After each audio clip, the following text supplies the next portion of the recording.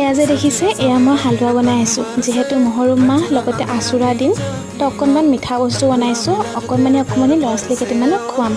আৰু এয়া যে দেখিছে মই পেকিং কৰি আছোঁ কাৰণ কেলৈ জানেনে আজি চবতে মাতি খুৱাব যে সৰু ল'ৰা ছোৱালীবোৰ তাহাঁতি খাবলৈ নোৱাৰা হৈ যায় সেইকাৰণে ভাবিছোঁ পেকিং কৰি দি দিম তাহাঁতি তেতিয়া ঘৰলৈকে লৈ যাব সেইটো ভাবেই পেকিং কৰি আছোঁ আৰু এইফালে মই তাহাঁতি আহিছে নি চায়ো আছোঁ আমাৰ ঘৰত পোৱালি দিন 4টা মানক হেৰি খুৱাইছোঁ হালোৱা চাবতে পোৱালিকেইটা ইয়েৰ ওচৰত আছে আমাৰ এই সেইটো আমাৰ বুঢ়াটো তাহাঁতি কোনোৱে নাখালে গাইজ চবেই ঘৰলৈকে পেকিং কৰি লৈ গ'ল আৰু এয়া চাওক মইনা আমাৰ চবতকৈ ডাঙৰ সৰু ল'ৰা ছোৱালীটো বাৰু যি কি নহওক সিহঁতি যে আহিলে সেইটো কাৰণে বহুত ভাল লাগিলে ঘৰতে খাওক আৰু এতিয়া তাহাঁতি গৈছে ঘৰলৈ হাজবেণ্ড গৈছে থৈ আহিব যিহেতু সিহঁতি বহুত সৰু অকলে যাবলৈ নোৱাৰে ঘৰলৈ